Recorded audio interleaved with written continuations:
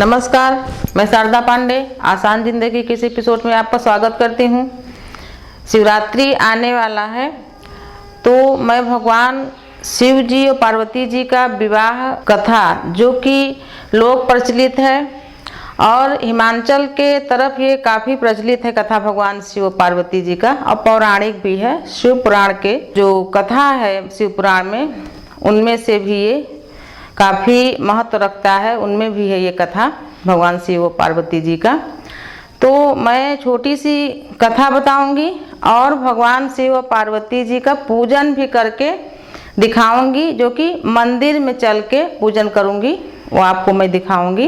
पहले मैं छोटी सी कथा बता दूं। जैसे कि मैं तीजा के कथा में बताई थी कि तीजा का जो हम सब व्रत करते हैं, वो व्रत माँ पार्वती जी जो करी थी, माँ पार्वती जी का तपस्या पूर्ण हुआ था, उस उपलक्ष्य में हम सब वो व्रत करते हैं। और जब वो व्रत पूरा हुआ, भगवान शिव आश्वासन दिए माता पार्वती जी को कि तुम्हारा व्रत पूर्ण हो गया है, तुम अपने महल लौट जाओ। शुभ मुहूर्त में तुम्हारे माता पिता जब भी शुभ लग्न आएगा विवाह का, तो जब भी कहेंगे हम तुमसे विवाह कर लेंगे। आश्वासन पाके माँ पार्वती अपने पिता के साथ और सहेलियों के साथ महल को वापस आती हैं, और वो शुभ मुहूर्त महाशिवरात्रि को तय किया जाता है, भोले शंकर का और माँ पार्वती का विवाह। तो नारद जी आते हैं और पिता हिमालय से माँ मैनावती से बोलते हैं कि गौरी के विवाह का शुभ मुहूर्त आ गया है। जैसे कि नारद जी ज्योतिष भी जानते थे और बताते हुए कि इनका शुभ मुहूर्त आ गया है। तो भगवान शिव जी के यहाँ जाके कहना पड़ेगा कि भाई, वो तो अपने तपस्या में मगन रहते हैं, उनको बताना पड़ेगा कि भाई आपको बारात लेकर चलना पड़ेगा हिमालय और विवाह करना पड़ेगा माता पार्वती से। तो माँ पार्वती और शिव जी का विवाह तभी संपन्न होगा, नहीं तो अपनी तपस्या में लगे रहते हैं भगवान। तो नारद जी गए भोलेनाथ के पास, बोले भगवान शिव, आप अपना जो वचन दिए थे माँ पार्वती को, उसको पूर्ण करने का आपका ये समय आ गया है, लग्न मुहूर्त शुभ है, आप बारात लेकर चलो, विवाह करो। तो भगवान शिव बोले कि भाई हमारी तरफ से आप ही सब देवगणों को निमंत्रण भेजो। और नंदी सिंह जो भी उनके सब गण थे, सेवक थे, वो सब तैयारियां शुरू कर दिए भगवान भोलेनाथ के विवाह का, और सब देवताओं को निमंत्रण भेजा गया। इधर भगवान गौरी मैया के यहाँ भी सब तैयारियां होने लगी विवाह का। विवाह मुहूर्त शुभ लग्न तब तय हो गया जब भगवान शिव जी सब देवताओं को निमंत्रण भेजे, सब लोग आ गए, उपस्थित हो गए भगवान शिव जी के यहाँ। तो जितने भी देवता थे वो सब आ गए, और फिर भगवान के जितने गण थे, जितने भी श्मशान घाट के जितने भूत प्रेत और जितने भी उनके इस प्रकार के अवघड़ तांत्रिक, ये सब जो भगवान के मित्र और गण थे, भगवान ने भी उनको भी निमंत्रण दिया। वो सब इकट्ठा हुए, देवताओं से ज़्यादा भगवान शिव के सब गण इकट्ठा हुए। भगवान विष्णु जब इस चीज़ को देखे कि ये तो काफ़ी संख्या ज़्यादा है इनकी, तो भगवान श्री हरि विष्णु बोले, भोलेनाथ आप इनको वहाँ मत ले चलो, हम देवता गण चल के विवाह करके आएंगे, उसके बाद इनको आप भोजन का एक आयोजन करना, उसमें इनको भोजन करा देना।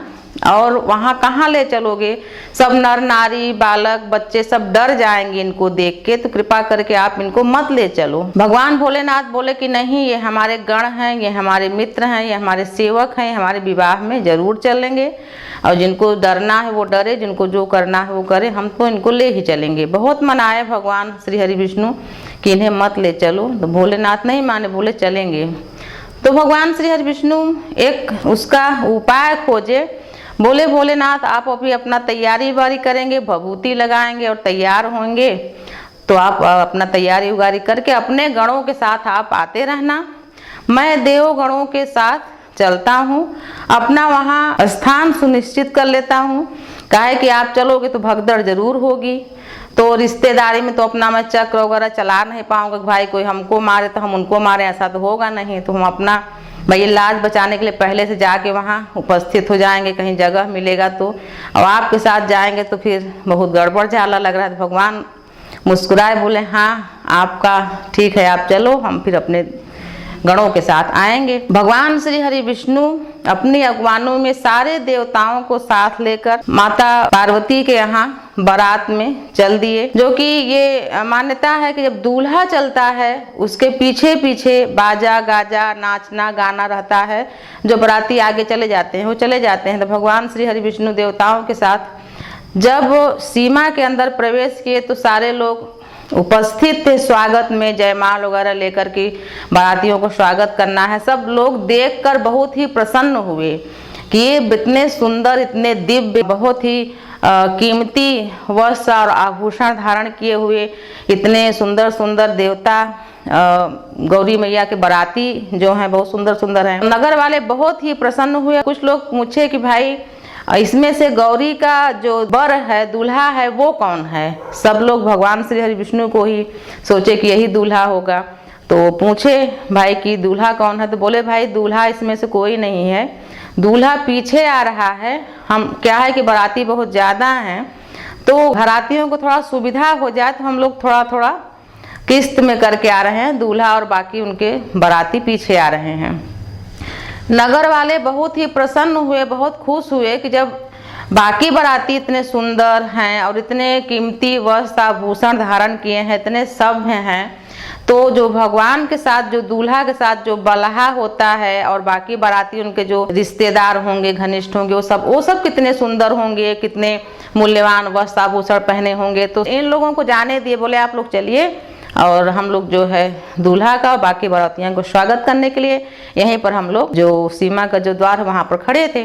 भगवान श्री हरि विष्णु अपने देवताओं को लेकर वहाँ उपस्थित हुए, मतलब जनवासे में पहुँच गए। वहाँ उनका खातरी बातरी होने लगा। बाराती पहले आ गए, इनको खातरी बातरी करो, और भगवान शिव बाकी बारातियों को लेकर आ रहे हैं।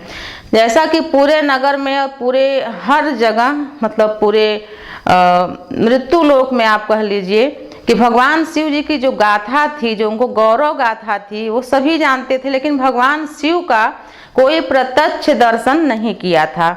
वो हमेशा ध्यान मग्न रहते थे, हमेशा तपस्या में लीन रहते थे, खो में, कंदरा में, कहीं कहीं। सब उनकी गौरव गाथा, उनके बड़े बड़े जो भगवान तपस्वियों को वरदान देना, तमाम और राक्षसों का संहार करना, ये सब सुने थे। तो बोले भाई उस शिव को हम भी दर्शन करेंगे। ऐसा करके माता पार्वती उनको अपने वर के रूप में चुनी है, तो हम लोग भी बहुत भाग्यवान हैं। सब ऐसा करके प्रतीक्षा कर रहे थे।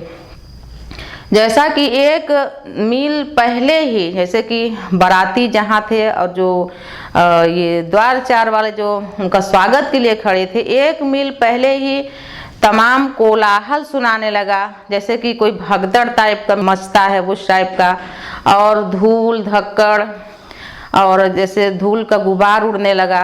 तो सब लोग बोले भाई ये क्या चीज़ है, तो जैसे उपद्रव टाइप का होता है उस टाइप का, कैसे ये बारात है कि क्या है। बड़ा हल्ला गुल्ला सुनाई पड़ने लगा। ये लोग प्रतीक्षा करने लगे भाई देखो क्या चीज़ है।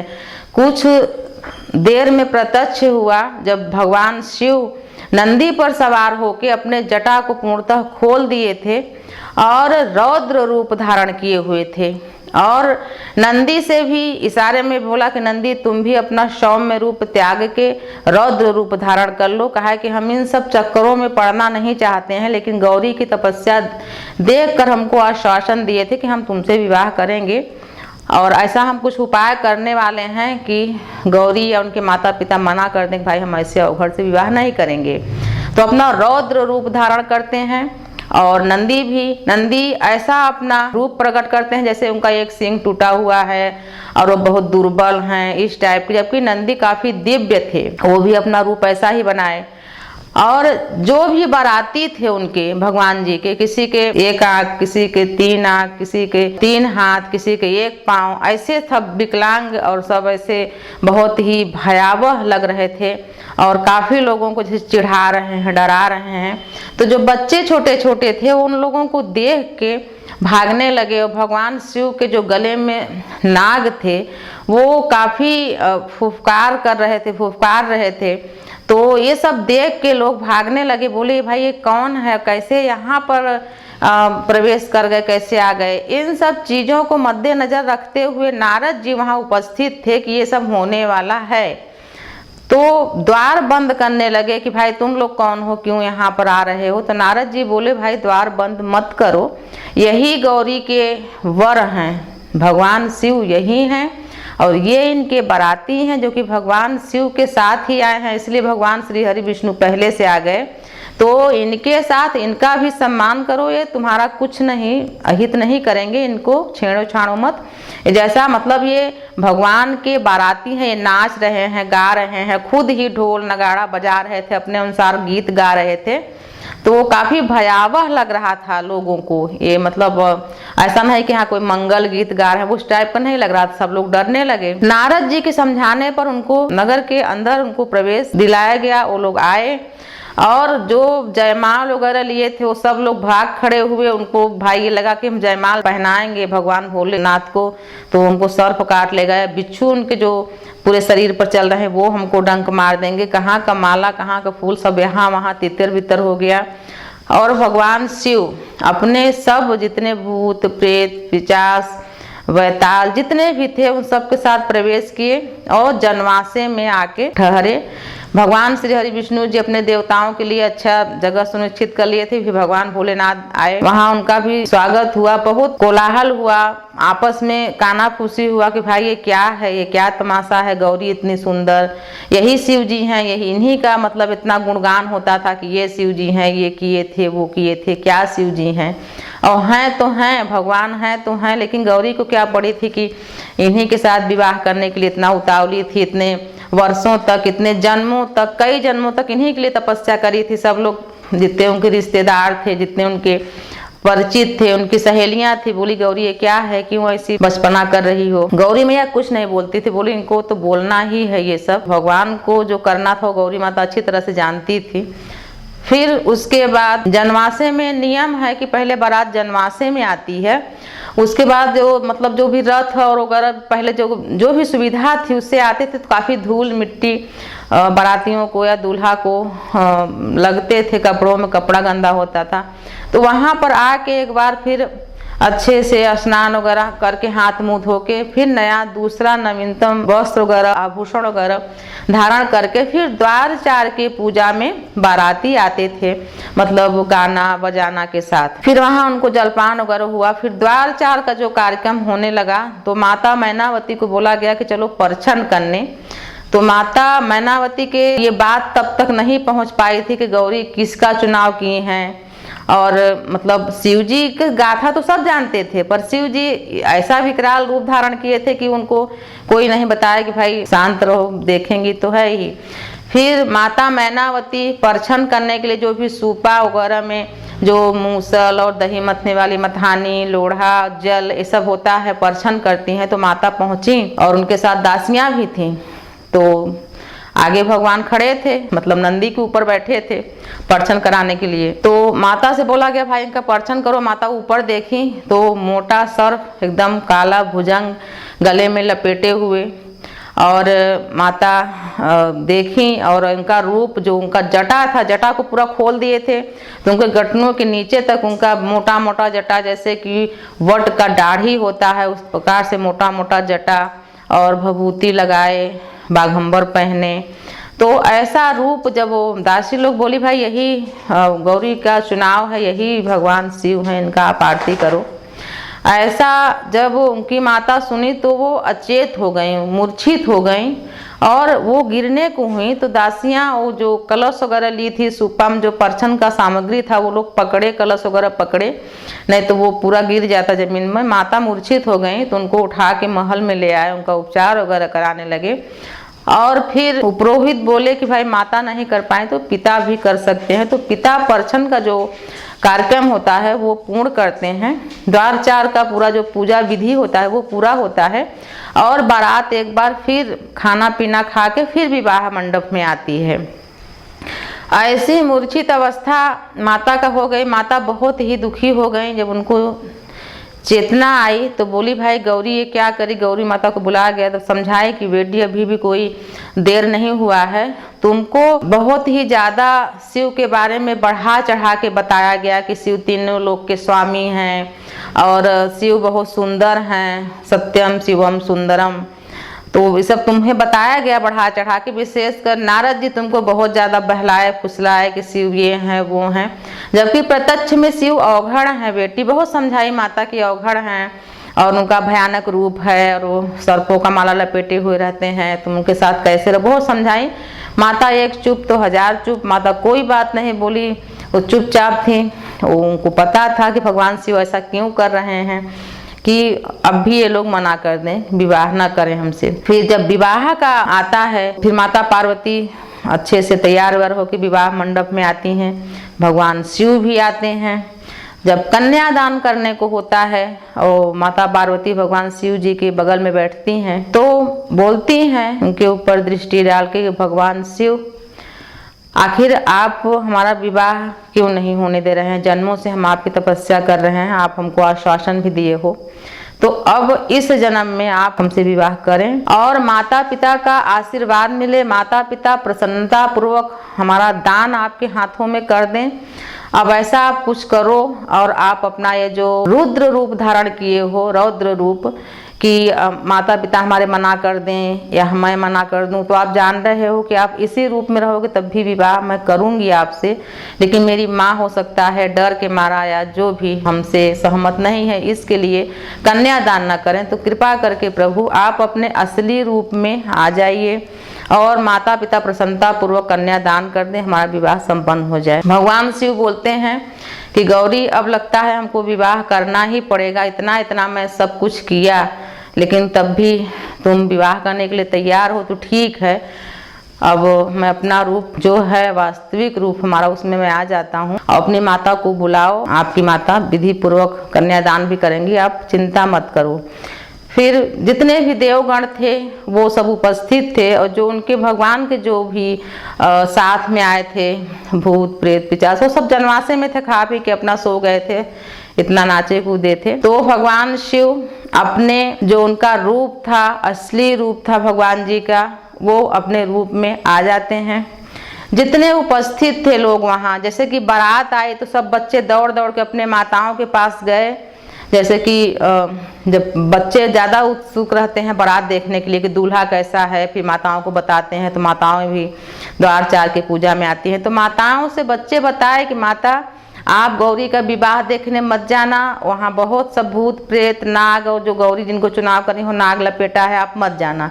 तो जो माताएं नहीं भी आने वाली थी कि चलो हम किसी कारण बस नहीं भी जाने वाले, थोड़ा तबीयत नहीं ठीक है, तो वो भी तैयार होके कि भाई ऐसा क्या है, कैसा गौरी किसका चुनाव करी है, वो सब भी सज धज के आई देखने। और सब लोग मोही मुहा करने लगे, क्या गौरी करी है ऐसे, किसको चुनाव करी है। लेकिन सब चले भी गए, लेकिन जो उपस्थित थे उस समय विवाह के समय जितने भी लोग, भगवान अपने दोनों हथेलियों को मलते हैं, मलने के बाद अपने सिर से पांव तक उनको स्पर्श करा देते हैं। तो ऐसे निखर के भगवान प्रकट होते हैं भोलेनाथ कि भगवान का वही जो जटा रहता है वो इतना सुंदर दिखने लगता है। और जवान चंद्रमा जो कि द्विज की चांद भगवान के माथे पर सुशोभित रहते हैं, और त्रिनेत्र जो कि भगवान के दो नेत्र और तीसरे नेत्र भी, तो भगवान के दोनों नेत्र अर्ध खुले रहते हैं। वो सुंदर रूप, इतने सुंदर रूप, जितने भी भगवान को श्री हरि विष्णु को, अग्निदेव को, वरुण देव को, इंद्र जी को, जितने भी देवी देवता और थे, सुंदरता जो उनकी थी वो सब सुंदरता फीकी पड़ गई भगवान शिव जी जब अपना रूप धरे। भगवान श्री हरि विष्णु जी उसी समय बरबस उनके मुख से ये निकला कि भगवान शिव जी का क्या रूप है। उसी समय भगवान श्री हरि विष्णु भगवान शिव के लिए ये बड़ाई के लिए बोले कि कर्पूर गौरम करुणा अवतारम संसार सारम भुजगेंदहारम सदा बसंतम हृदय रविंद्रे भवम भवानी सहितम नमामि। ये भगवान श्री हरि विष्णु जी भगवान भोलेनाथ के लिए कहे कि भगवान भोलेनाथ कपूर की तरह गौर वर्ण है, कर्पूर गौरम करुणा अवतारम, और करुणा के साक्षात ये मूर्ति हैं। और भगवान शिव जी के गले में जो भुजंगों की माला है वो भी इतना सुशोभित हो रहा था कि जो भयानक लग रहा था, वो एकदम सौम्य कि सर्पों को लेकर हाथ में उनको दुलारा जाए, इस प्रकार से भगवान अपना रूप धरे। सदा वसंतम हृदय रविंद्र, भगवान विष्णु जी बोलते हैं कि सदा माँ गौरी के साथ भगवान भोलेनाथ जी सदा हमारे हृदय में वास करें, और हम भगवान भोलेनाथ के साथ माँ गौरी को नमन करते हैं। भगवान शिव जहाँ वास करते हैं वहाँ सदा वसंत का मौसम रहता है, हमेशा वसंत का मौसम रहता है, ऐसा भगवान शिव ने कहा। और उसके बाद माँ मैनावती के पास संदेश गया कि माता आप चलो कन्या दान करो। तो मैनावती बोलती हैं कि मैं अपनी पुत्री को लेकर पहाड़ से कूद जाऊंगी या नदी में कूद जाऊंगी या अग्नि में कूद जाऊंगी, पर उस अवघड़ के साथ विवाह नहीं करूंगी। बहुत रो रही थी। तो दासियां बोली कि नहीं माता, आप जिसको देखी थी वो कोई और था, वो हंसी मजाक के लिए ऐसे आपको दिखाया गया था। आप अब चल के देखो, वो जो जिसका चुनाव करी है माता गौरी वो कोई और है। आप दूर से देख लेना, अगर आपको अच्छे न लगे तो आप कन्यादान मत करना, लेकर कूद जाना गौरी मैया को पहाड़ से, अग्नि में, नदी में, जैसा भी आप चाहना, पर देख लो। ऐसा कहे और फिर उनके पिताजी भी आए, हिमालय भी आए, बोले कि तुम चलो देख लो एक बार, फिर अगर तुम्हारा मन नहीं करेगा तो मत करना। मैनावती को तैयार किया गया, काफ़ी विचलित हो गई थी, तो अस्त व्यस्त काफ़ी हो गई थी, तो उनको अच्छे से उनको नहलाया गया, उनको अच्छे से कपड़ा पहनाया गया, उनको श्रृंगार किया गया, कन्यादान करने के लिए उनको लाया गया। तो उनके पिता बोले कि दूर से देख लो पहले गौरी के बगल में कौन बैठा है। तो देखती हैं दूर से मैनावती माता, तो देखती हैं तो बोलती हैं कि वो सही में वो अवघड़ तो नहीं है, ये कौन है? और ये जो है तो मैं तो अपनी पुत्री को बहुत ही सुंदर मानती थी, लेकिन ये जो बैठे हैं हमारी पुत्री के पास, हमारी पुत्री से हजारों गुना सुंदर हैं, क्या यही शिव हैं?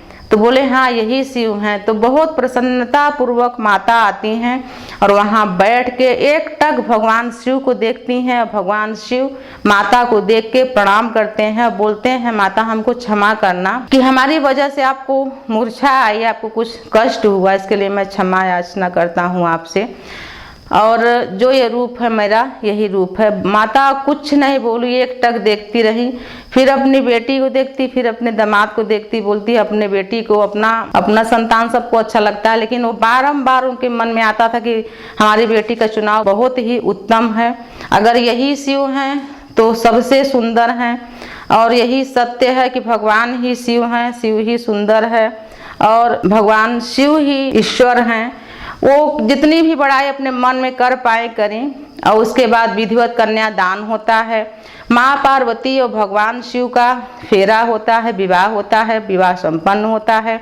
जैसा कि पहले, अब तो नहीं, पहले बारातियों को कुछ दिन रखा जाता था, जैसे कि काफ़ी दूर से आते थे, ये सब मोटर गाड़ी ये सब नहीं था, रथ से पालकी से सब आते थे, तो उनको हफ्तों रखा जाता था। उस रखने का जो रिवाज है उसको बड़हार बोलते हैं, कहीं कहीं और कुछ बोलते होंगे, उत्तर भारत में इसको बड़हार बोलते हैं।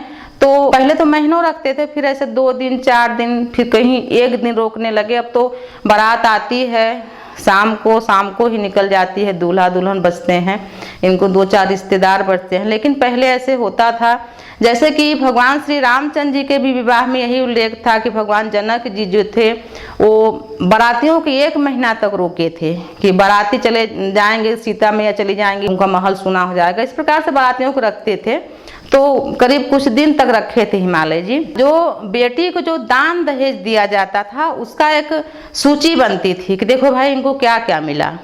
तो काफ़ी दिन, मतलब 2, 4, 10 दिन जितने दिन रुकना था रुके, फिर हुआ कि सूची बनाया जाए। तो बोला भाई इतना मिला है, भगवान इनको हिमालय जी, मैनावती जी, माँ गौरी को इतना कुछ दी हैं, तो इसका सूची बनाने में कौन सक्षम है।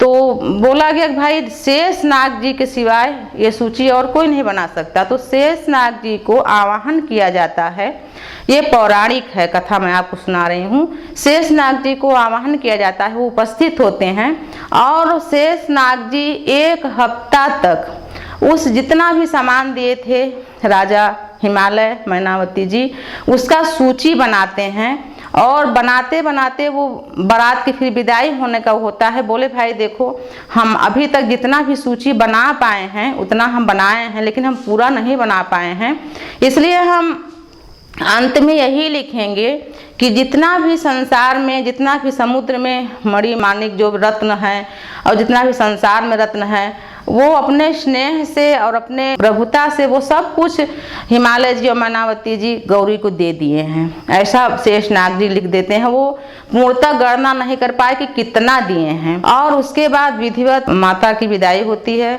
और सफल पूर्वक माता भगवान शिव के साथ, नंदी के साथ चली जाती हैं, कैलाश में रहती हैं, निवासरत रहती हैं। तो ये जो मैं आपको कथा बताई हूँ, इस कथा को शिवरात्रि के दिन जरूर कहना या सुनना चाहिए। पौराणिक है, लोक प्रचलित कथा है, ये विवाह की कहानी है भगवान की, इसको जरूर सुनना और कहना चाहिए, पढ़ना चाहिए। तो ये शिव पुराण में ऐसा उल्लेख है, जैसे कि त्रयोदशी का व्रत करती हैं, प्रदोष का व्रत जो माताएं बहनें करती हैं, तो साल में जो भी व्रत करती हैं 25, 26 जो भी पड़ता है, तो उन व्रतों को साल भर न करके मात्र शिवरात्रि के दिन एक दिन साल में निराजली व्रत रहा जाता है। शिव पुराण में लिखा हुआ है निराजली व्रत रहें, और ये व्रत 13 वर्षों तक रहा जाता है। इसका विधि है 13 वर्षों तक रहते हैं और 14वें वर्ष में इसका विधिवत उद्यापन किया जाता है, जो कि पुरोहित इसको बताते हैं। विशेषकर जिन माताओं बहनों को ये कुंडली से या किसी भी चीज़ से पता लगे पति के ऊपर कोई कष्ट हो, कोई घात हो, उनके लिए है। बहुत ही ये उपयोगी व्रत है, उसी लिए रखा जाता है, अपने पुत्र के लिए रखा जाता है। तो 14वें वर्ष में उद्यापन करके उसी दिन खाते हैं, खाना वाना खाने लगते हैं, फिर 13 साल तक रहना पड़ता है। इस व्रत को मात्र शिवरात्रि के दिन निराजली व्रत रहने से जितने भी त्रयोदशी होती हैं साल के पूर्णतः उनका पूरा फल मिलता है। तो माताओं बहनों को अगर रह सकें तो ये व्रत जरूर करें। और जो पूजन है वो तो मैं आपको बताऊंगी ही, व्रत का यही महात्म है। और जितनी भी सामग्री होती है, बेल फल वगैरह सब मैं आपको चढ़ा के दिखाऊंगी। तो आप देखते रहिए आसान जिंदगी। तब तक के लिए नमस्कार।